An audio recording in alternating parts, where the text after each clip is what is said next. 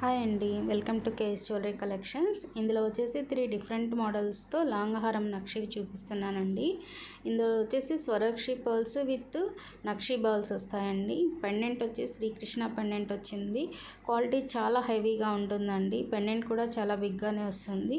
మీరు క్వాలిటీ గురించి అయితే అస్సలు ఆలోచించాల్సిన అవసరం లేదండి. క్వాలిటీ చాలా హైగా ఉంటుంది. ఇది సెకండ్ వన్ అండి. ఇందులో వచ్చేసి గణేష పెండెంట్ వస్తుంది. పెండెంట్స్ అన్నీ మీకు 3D టైప్లో వచ్చినట్టు వస్తాయండి.